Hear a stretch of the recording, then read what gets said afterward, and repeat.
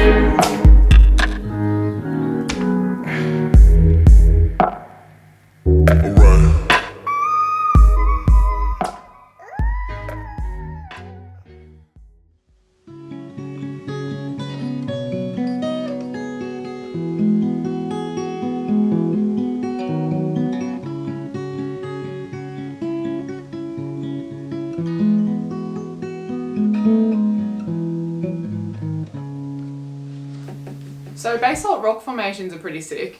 So when you're sitting in those fairy rock pool formations, it's very difficult not to appreciate everything around you. And I like to think about things all of the time. I can rarely ever just take things at face value, but I was sitting on these black jagged rocks and just thinking about the fact that it took millions of years for these rocks to get exactly how they are. Basically, there were two rock pools there, and the smaller one, at high tide, it just kind of disappears under the water, and the big one's sometimes okay. But this idea kind of got to me, the fact that these formations, although they've taken millions of years to form, have formed in just the right way and indented in just the right spot, and the water comes up to just the right level that it fills up. There's rock pools that people enjoy. There's coral living in there, so obviously this is very consistent. I was born at just the right time to be able to experience it in a time where the water levels are just right and haven't risen too far yet. I'm at just the right age to be able to climb down these rocks. That in itself is a bit of a head fuck when you consider the fact that human existence makes up for just the tiniest little slither, this little tiny blip on the timeline of the universe. Cleopatra, for example, everyone associates her with Egypt, but she was born closer to the iPhone being invented than she was the Great Pyramids being built.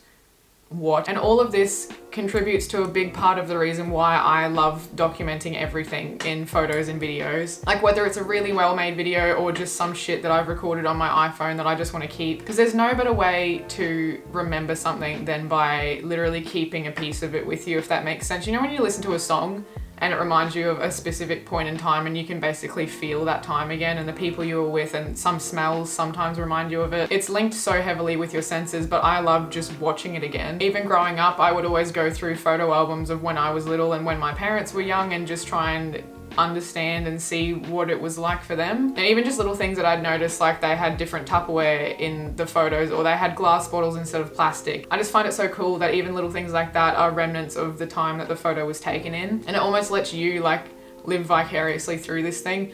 I don't know if this is making sense, but basically as much as I make these videos for you guys to watch and enjoy, hopefully, and for people who don't necessarily have these experiences to be able to experience it, I also make it for myself so I can just go back and remember my life, and for my friends to do the same if they want to. Because the human memory, especially our visual memory, is not that great. And you can test this, like picture someone's face that you know what they look like, you could pick them out in a crowd, but if you picture it right now, it's not as if you're looking at like a HD photo of them. It's almost like I can see it like just outside of my peripheral vision, and it's just happening like up here somewhere. Human memory is absolutely like mind-blowing as a concept and really, really impressive, and I think that I have a very good memory, but it's still not like looking at something in person. And documenting things is also not like being there, but it still captures a lot of parts that you will forget. I have a lot of videos on my channel from when I was like 15. They're cringy as shit, never seeing the light of day, but basically I can go back and look at what I sounded like, what I looked like, what I wore, how I acted,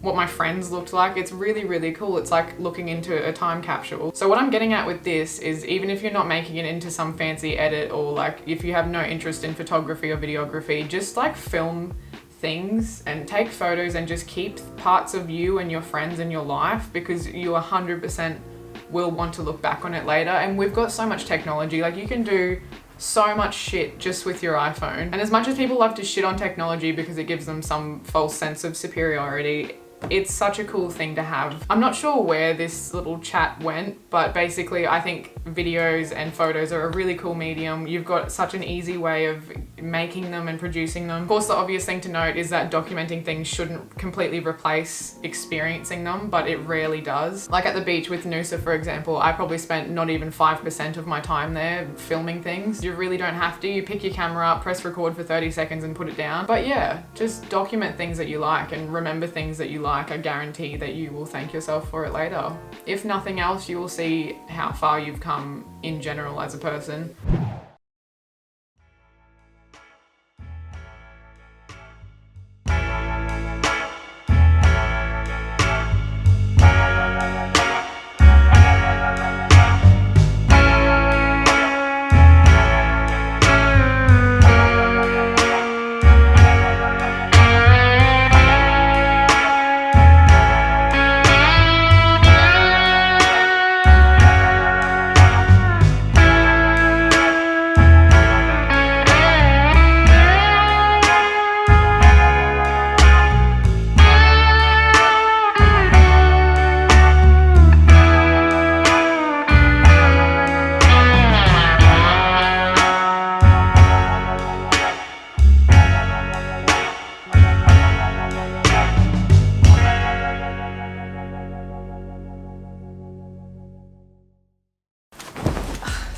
So I'm going to answer some questions that I get fairly often. The first one being, what do you do with your life? Great question. I'm just going to base it off this message that I got, but it says, could you maybe explain what you do for a living and what your goals for the future look like? What do I do for a living?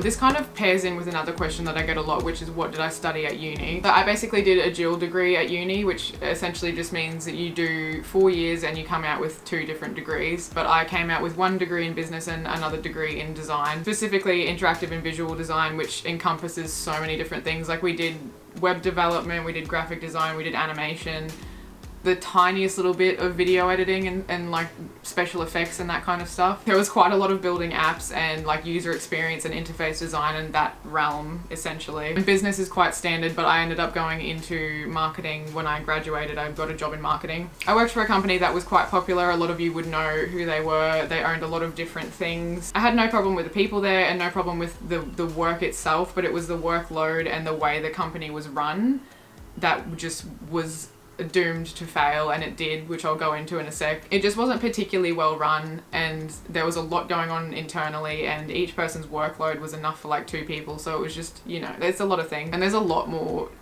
shit that happened behind the scenes that I'm not even going to go into. There's just no need. The point of all this is that I thought I was going to graduate uni, get a job that I like, and work my way up in that, and be a shit kicker for a little bit, but stay in that kind of field. But that's not what happened, and I think that's definitely for the best, because what this job showed me is that I am much better suited, whether it was this job or maybe this would happen if I got any job, but I'm much better suited to running my own shit and making my own business and building my own things and spending all of my time being passionate about what I'm doing rather than building it for someone else, if that makes sense. So I quit pretty early on and threw myself just completely into the deep end. I didn't know if I could make YouTube and Instagram and social media and my clothing line work as a viable kind of living, but I just figured I figured that if I just threw myself off into the deep end, I would have to learn how to swim out of necessity, or I would go get a different job, and it's not that big of a deal. But I just hated that 9-to-5 pace and working for someone else's dream so much that I was just like, yep, fuck it. If this works, it works, and if it doesn't,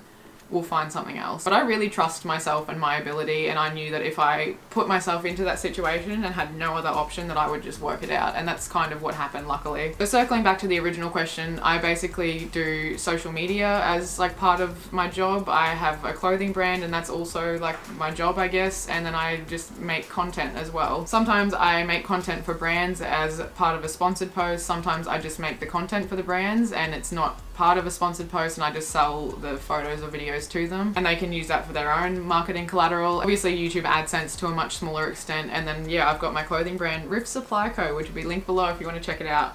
So that's my job. I make content and I make clothes. I just make cool shit. Whatever I want to make, that's what I make. That's the answer to your question. And I'm very, very lucky to be in a position where I can do this and I could get out of a job that was making me very unhappy. And I really appreciate you guys when you support my videos and anything that I make, and even sponsored posts when they go up, anyone who's bought something for Rift. And I think it's becoming more understood now that for content creators to be able to make the things that they make and have the time and the energy to do all of this, or to do it as a job, sponsored posts and ads and stuff like that are just a part of that. And I know I have a really switched on audience who gets this for the most part, and I obviously don't recommend things that I don't use or that I don't believe in. Whenever the opportunity comes up to work with charities or to work for like things that are environmentally friendly or things that help other people or campaigns that are in some way positive, I always try and take them on, as long as it makes sense for me and like you guys who follow me and the kind of content that I make, because obviously I turn down a lot of stuff as well, even though they're well-intentioned and awesome companies. Sometimes it's just like I don't use this stuff, or I don't particularly back this cause. I really appreciate your support with that, and whenever I do a branded post, I do try to make it like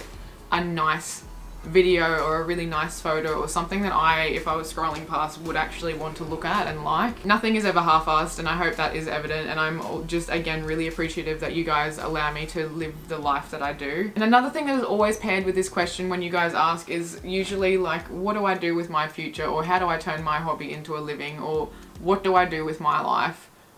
Whatever the fuck you want. Literally whatever the fuck you want, man. Like, you have full control over what you end up doing with your life. You can opt for stability, which is getting a nice 9 to 5 that you might love and working your way up in that. And you could opt for risk, which is, you know, pursuing something separately that doesn't have as much structure and might not pay off. But just do me a favor and completely remove those assumptions with those concepts. There is nothing stable about any job, period. Economies change, automation takes shit over, technology advances. You could get fired whenever. Companies go bankrupt. That's actually something that I didn't mention earlier. So going back to the job that I was in, I could see after just a few months that it wasn't particularly well run.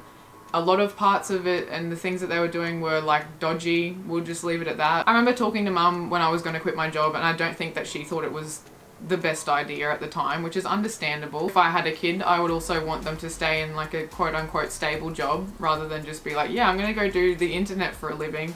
I get it. But I remember talking to her on the phone and being like, yeah, I'm quitting, and also this company I guarantee is not gonna exist in a year's time.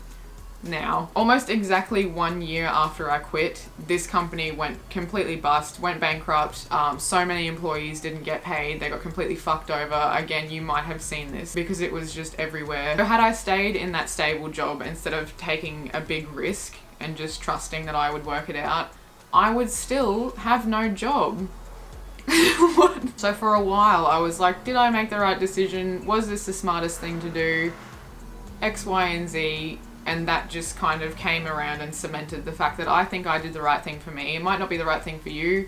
You might love your job. Your job may never go bankrupt. But for me, personally, this was the right thing to do. But yeah, don't assume that working for yourself is any riskier than staying in a job, because if I had stayed in a job, that would have been far more risky than doing what I did. At the same time, don't assume that working for yourself is just inherently better than having a normal job. It's only better if it's better for you personally, and a lot of people waffle on about, yeah, like just quit your job, work for yourself, it's great. And it is, but it's great for those people. It might not be great for you. And I know I don't completely understand the appeal of wanting to work for someone else, because I personally hate it.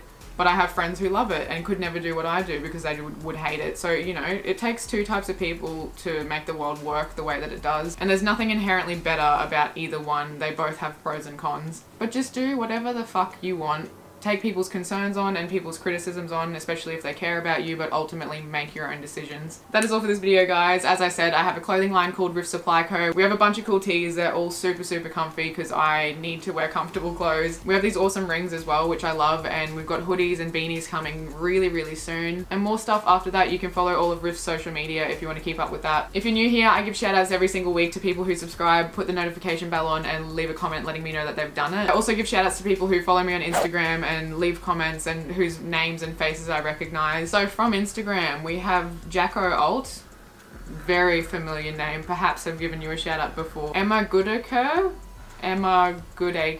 Like I've fucked that up for sure, but hey Emma. We've got Lana Deek and Lamborghini is fast. Thank you guys so much for always commenting on my shit. I recognize your names immediately when you comment. You're usually straight on it before I even get to refresh the page too, so I really appreciate that. I'm sorry, this video is very rambly too, but people who have the notification bell on YouTube, we've got Alex Cal, Emmeline Eggins, Patricia E. Burry, or look, I'm not gonna get anyone's name right ever, apparently. And Ruby Glue Hack. Listen, last names are not my forte. Hey Ruby. Thank you guys a bunch. Sorry for waffling so much. I didn't realize until my battery started dying, so you stayed here this long. This is on you.